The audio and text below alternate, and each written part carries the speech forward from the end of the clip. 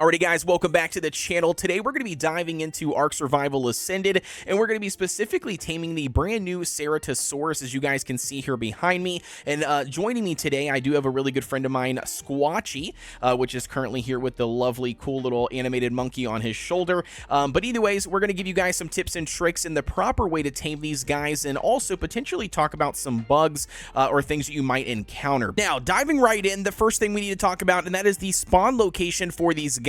Well, they actually spawn on the island map and on the Scorched to Earth map. I'm going to be 100% honest though, I have had the most luck finding these guys on Scorched to Earth than I have with the island map. You can find it around some of the mountainous regions and on the base of the volcano here on the island, but for Scorched to Earth, they seem to be littered everywhere. You could potentially find a Carno, you could potentially find a Ceratosaurus. Now, once you have found a bunch of them, honestly, the first step is just to simply kill them. You want to kill them at mass because you're trying to collect these Ceratovenom spines. These spines are dropped inside of their inventory after killing them, very similar to other creatures like the Argentavis and it dropping its talons. You're going to need a bunch of these venom spines in order to make the next item we need for the taming process. And that second item is called the hemoglobin cocktail. Now, this one is officially unlocked at level 60, so you can go ahead and head over here to your engrams at level 60, unlock it. But you can see for the recipe, we're actually going to need 15 blood packs, 10 of the venom spines, and then 10 narcotic. Now, the spines and narcotic are very easy to get. It's self-explanatory. The blood packs here are a little bit more challenging because it can take quite a bit of time in order for you guys to just siphon the blood from yourself over and over and over again, heal back up, and then continue to rinse and repeat the process. And in addition to the hemoglobin, you also need to have extraordinary kibble. For the best way to farm extraordinary kibble, in my opinion, is either Udi eggs, if you guys happen to have a Udi around that you can, farm up some eggs and then turn those into kibble, or the other option is wyverns. If you guys are over on the Scorched Earth map, run through the trench a few times, collect even, it doesn't matter what level the egg is, and then just utilize those eggs for the extraordinary kibble, as this is the best that you could possibly feed to the Ceratosaurus for the taming process. Alrighty, so now that you've got all of your ingredients here to make the hemoglobin cocktail, the next and second thing you're going to need for this, and that is a very,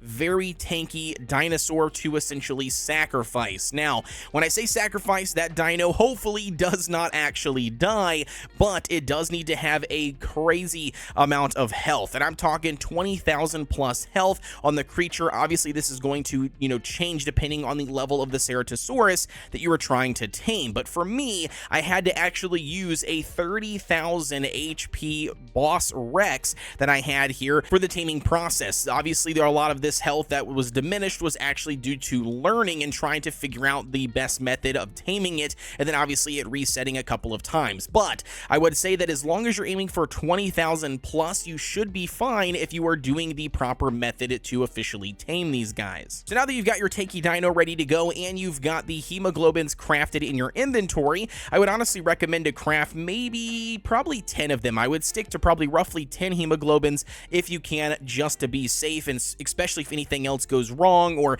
some sort of weird bug or glitch or thing happens. So roughly have 10 of them in your inventory ready to go, and you have your dino. Now what you need to do is find the Ceratosaurus that you want to try to tame. And now to start off this process, what you're going to need to do is you're going to need to get the attention of the Ceratosaurus and let it bite your dino, or start to attack it.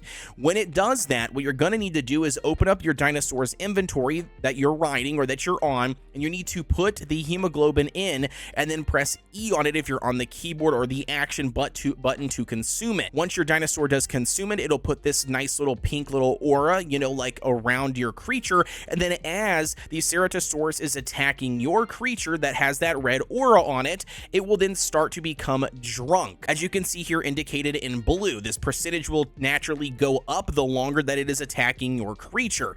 Yes, your creature is taking damage this entire time, and secondly here, the hemoglobin actually has a timer. If you look up in the top right hand corner of your screen, this will constantly go down. What you're aiming to do is that once this does go down and is about to expire, you want to make sure that you are consuming and feeding another one of these hemoglobins to your dino that you're currently riding, that it is aggroed to continue to increase the drunkenness level percentage of the Ceratosaurus. And it's also important to note that you cannot stack the hemoglobin, timer at the top right hand window. So don't even try to feed, you know, multiple hemoglobins to them, because you're just going to simply waste the extra ones. You do have to wait for the entire timer to run out. Now, once the Ceratosaurus has actually hit 100% drunkenness level, it will then actually de-aggro from you and your dino that you're currently riding, and it will just start to aimlessly walk around in the area, almost kind of like you would expect to as it being drunk. And at this point, you're going to need the kibble that we said in the very beginning that you're going to need as one of the items for the taming process. You're going to need to put that kibble in the last slot on your hotbar on the far right.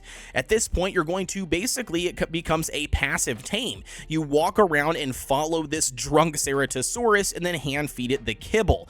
Obviously, you can see the percentage increasing as time goes on. And secondly here, I would not whatsoever worry about this thing becoming, you know, aggressive once more and then obviously coming back after you. I have yet to hear anybody having this happen to them once they have reached the 100% drunkenness levels. So again, just hand feed it some kibble, follow it around. Hopefully it doesn't attract anything or get killed by anything else, which is why I hinted to potentially keeping it in a trap. And at this point, all you're doing is waiting for the taming, you know, percentage to reach 100%. And congratulations, survivors. Now you have yourself a tamed Ceratosaurus.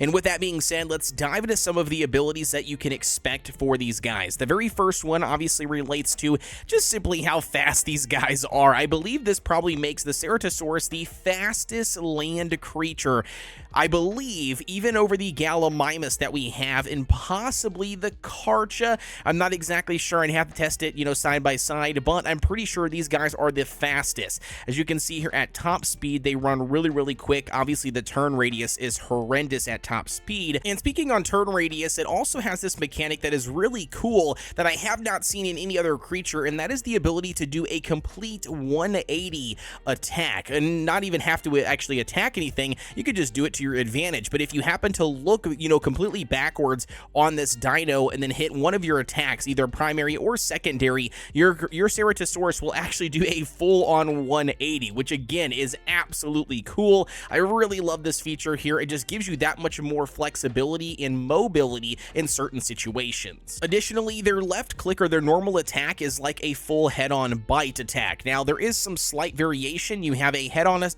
bite, and then you have a left and right bite according to where you're looking. Now, what's really interesting here is it seems like the left and right bite actually do more damage than the straight-on bite. So that's going to be something just to, you know, obviously keep in mind if you are attacking something head-on. But the right click actually has a much better attack, in my opinion. It seems to do a lot more damage than the head-on bite, even though it is a little bit slower because it has sort of like a hesitation, you know, every time you go to use it. But it is like this headbutt maneuver when it hits a unit, and it also has a pretty good, you know, knockback mechanic, especially if you have two Ceratosauruses running at each other and you happen to do it at the exact same time. Well, then it'll just launch both of you guys really, really far. So it is kind of interesting and quirky here, but it is something that you can utilize to your advantage if you are looking to do a little bit more damage compared to the standard bite, even though it does have that hesitation. Just make sure you're timing it. And now additionally, this has a second mechanic on the secondary attack. Whatever target you actually do this headbutt uppercut maneuver to,